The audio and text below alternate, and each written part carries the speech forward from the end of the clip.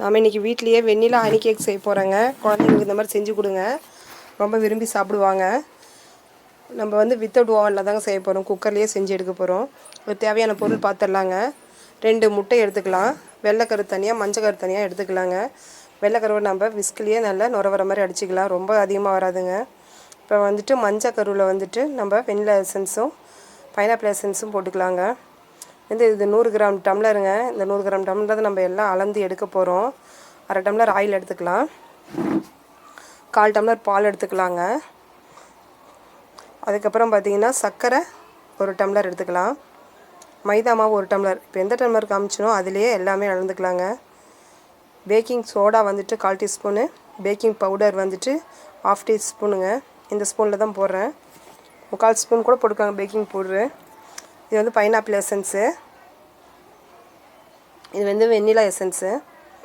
ரெண்டுமே நம்ம 2 drop ஊற்றுவோங்க. Whisk வச்சு தாங்க இதை வந்து வெள்ளைக்கருவை நம்ம வந்து அடித்து எடுக்க போகிறோம். இது ரெண்டையும் நல்லா அடிச்சிக்கலாங்க. அதுக்கப்புறம் ரெண்டையும் மிக்ஸ் பண்ணிவிட்டு நம்ம மைதா மாவு ஏற்கனவே சலிச்சு வச்சுருங்க, அதை எடுத்து போட்டுடலாம். மைதா மாவு போட்டு அதுக்கப்புறம் வந்து பவுடர் ஐட்டம் எல்லாமே போட்டுக்கலாம். பேக்கிங் பவுடர், பேக்கிங் சோடா எல்லாமே போட்டு லைட்டாக சால்ட்டு போட்டுக்கலாங்க. இதில் பால், ஆயில் எல்லாமே ஊற்றி நல்லா மிக்ஸ் பண்ணிக்கலாம். பேக்கிங் பவுடருங்க, இது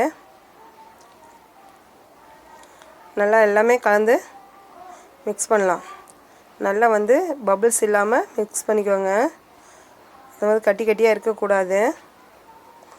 இப்போ ஆயில், பால் எல்லாம் லிக்விடுக்கு தகுந்த மாதிரி உங்களுக்கு எந்த அளவுக்கு கன்சிஸ்டன்சி வேணுமோ அந்தளவுக்கு பால் ஆட் பண்ணிக்கலாங்க. உங்களுக்கு கலக்கும் போதே தெரியும், ரொம்ப கெட்டியாக ஊற்றிடாதீங்க. ஓரளவுக்கு அந்த தோசை மாவு பதம்பாங்களா அந்த மாதிரி இருக்கும்போது நம்ம வந்து டின்னில் ஊற்றிக்கலாம். இந்த மாதிரி பார்த்திங்களா, கட்டியே இல்லாமல் நல்லா கலக்கி எடுத்துக்கோங்க. நல்லா சைனிங்காக இருக்கும் அது பார்க்கும்போதே. இதை வந்து நம்ம இந்த ஒரு கேக் டின்னு, எங்கள் வீட்டில் இதுதாங்க கேக் டின்னு, இதில் தான் நம்ம வந்து ஊற்றி கேக் செய்ய போகிறோம். இதில் ஆயில் வந்து ஏற்கனவே தடவி வச்சுருக்கேன். ஆயில் தடவிட்டு நம்ம வந்து அதில் எடுத்து ஊற்றிக்கலாங்க. குக்கர் வந்து ஏற்கனவே 10 நிமிஷம் ஃப்ரீ ஹீட் பண்ணி வச்சுருக்குறேங்க. நம்ம ஓவனெல்லாம் செய்ய போகிறது இல்லைங்க, குக்கர் தான் நம்ம வீட்டில் எப்பயுமே ஓவனு. அந்த ஓவனில் நம்ம இந்த கேக் பேட்டரை நல்லா தட்டி விட்டு எடுத்து வச்சுக்கலாங்க. அப்போ தான் ஏர் பபிள்ஸ் இருக்காது. ஏர் பபிள்ஸ் இருந்தால் நடுவில் ஓட்ட ஓட்டையாக இருக்குங்க. இந்த குக்கர் பார்த்திங்கன்னா இதுக்கோசரமாக பேக்கிங்கோசரமாக நான் யூஸ் பண்ணிக்கிட்டு இருந்தால் பிஸ்கெட்டு, குக்கீஸ் எல்லாமே நான் ரெடி பண்ணுவேன். அதனால் இந்த குக்கர் இந்த கலரில் இருக்குது. இது மூடி போட்டு கேஸ்கட் இல்லாமல் மூடி போட்டு வச்சிடலாங்க. நம்ம வந்து ஹனி கேக் தானே செய்ய போகிறோம். அதுக்கு வந்துட்டு நம்ம ஜாமு வந்து சுகர் சிரப்பில் ரெடி பண்ணிக்கலாங்க. சுகர் 1 ஸ்பூன் போட்டு, ஜாம் 2 பாக்கெட் போட்டு, ஹனி வந்துட்டு ஒரு ஸ்பூன் போட்டுக்கலாங்க. ஸ்டார்டிங் ஸ்டேஜில் நான் ஹனியெல்லாம் ஆட் பண்ண மாட்டாங்க, ஜாமும் சுகர் மட்டும்தாங்க ஆட் பண்ணி செய்வேன். இப்போ வீட்டில் ஹனி இருக்கிறதுனால நான் லயன் டேட்ஸ் ஹனி தாங்க வாங்கியிருக்கேன். வந்து இதை வந்து அப்படியே அடுப்பில் வச்சு மிக்ஸ் பண்ணிகிட்டே இருந்தீங்கன்னா லைட்டாக ஹீட்டாகி வருங்க, கொஞ்சம் கெட்டியாகி வரும். அந்த ஸ்டேஜில் ஆஃப் பண்ணிடலாங்க. ரொம்ப கெட்டி பண்ணிடாதீங்க, அப்புறம் நம்மளால் ஸ்ப்ரெட் பண்ண முடியாது. கொஞ்சம் லிக்யூடாக இருக்கும்போது ஆஃப் பண்ணிடுங்க. நம்ம சுகர் சிரப்பும் ரெடி பண்ணி வச்சுக்கணுங்க. 3 ஸ்பூன் வாட்டருக்கு 1 ஸ்பூன் சுகர் போட்டுங்க. கொஞ்சம் பாயில் பண்ணிங்கன்னா அது சுகர் கரைஞ்சா போதுங்க. அதுதான் இந்த கேக்கு மேலே நம்ம டிக் பண்ண போகிறோம். அப்ளை பண்ணால் தாங்க மாஸ்டராக இருக்கும் கேக்கு. இப்போ பார்த்திங்கன்னா கேக்கு நல்லா ஆறிடுச்சிங்க. இப்போ டீமோல்ட் பண்ணி எடுத்தோம்னா கேக் வந்து அருமையாக வந்திருக்கும். பார்த்திங்களா, கேக்கு அடியில் கொஞ்சம் கூட அடி பிடிக்கலைங்க, நல்லா மாய்ஸ்டோர் இருக்குது. ஒவ்வொருத்தரும் செய்யும்போது அடியில் வந்துட்டு நானே ஸ்டார்டிங் சைஸில் செய்யும்போதெல்லாம் அடியில் ஹார்டாக இருக்கும். எனக்கு மெஷர்மெண்ட் சரியாக தெரியாதனால அந்த மாதிரி வந்தது. இப்போ வந்து எல்லாமே கரெக்டான அளவோடு செய்யும்போது மாய்ஸ்டர் பார்த்திங்கன்னா நல்லா தெரியுது கேமராவில். நல்லா ஃப்ளஃபியாகவும் இருக்குங்க. இந்த கேக்கு வந்துட்டு நம்ம மேல் பகுதி மட்டும் கட் பண்ணி எடுத்துடலாம். நம்ம வந்து ஜாம் தடவணும் இல்லையா, அதனால் பீஸ் போடணும். ஜாம் தடவுறதுக்காக நம்ம மேல் பகுதியை கட் பண்ணி எடுத்துகிட்டு அந்த சுகர் சிரப் ரெடி பண்ணி வச்சுக்கோம், அதை வந்துட்டு மேலே ஊற்றிட்டுங்க. சிலிக்கான் ப்ரஷ்ஷில் இந்த மேலே ஸ்டப் பண்ணிவிட்டு அதுக்கப்புறம் நம்ம ரெடி பண்ண ஜாம் வந்துட்டு மேலே தடவி அப்புறம் பீஸ் போட்டுக்கலாங்க. இதில் நான் வந்து மேலே வந்துட்டு இந்த கேக்கில் ஒவ்வொரு பீஸ்லேயும் மேலே வந்து க்ரீம் வைக்க போகிறேங்க. அந்த க்ரீம் எப்படின்னு நான் சொல்கிறேன்.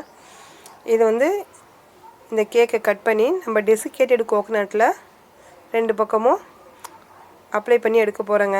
கோகனட்டு வந்துட்டு அடிப்பகுதி அந்த கருப்பாக இருக்கிற பகுதியை சீவிட்டு பவுட்ரு பண்ணி துருவிங்க. ஒரு வானலில் போட்டு வறுத்து எடுத்திங்கன்னா அந்த ஈரப்பதம் போய் வருங்க. இல்லைனா வெயிலில் வச்சு கூட நீங்கள் எடுக்கலாம்.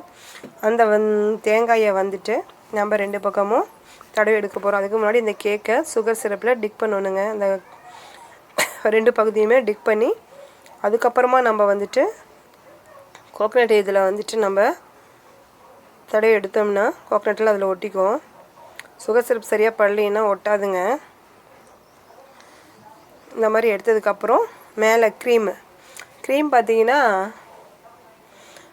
அன்சால்டட் பட்டர் ஒரு ஸ்பூன் எடுத்து ஒரு 3 ஸ்பூன் வந்துட்டு ஐசிங் சுகர் போட்டு நல்லா ஸ்பூன்லேயே கலக்கிட்டே இருந்தீங்கன்னா க்ரீம் ரெடி ஆகும். அந்த க்ரீம் தாங்க இதில் வச்சுருக்கேன். மேலே டிசைனுக்காக வந்துட்டு நான் பிளாக் டேட்ஸ் மட்டும் வச்சுருக்கேங்க. நீங்கள் பிளாக் டேட்ஸு பிளாக் கிரேப்ஸு எது கூட வைக்கலாங்க.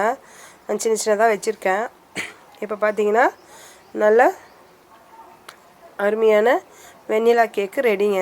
இது குழந்தைங்களுக்கு வீட்டில் நீங்களே ரெடி பண்ணி வச்சு செஞ்சு தரலாங்க.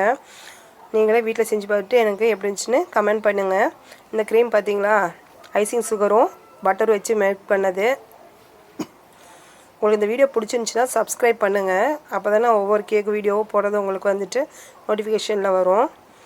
உங்களுக்கு இதில் ஏதாவது பிடிச்சிருந்துச்சின்னா எங்களுக்கு கமெண்ட் பண்ணுங்கள். நன்றிங்க. தேங்க்யூ.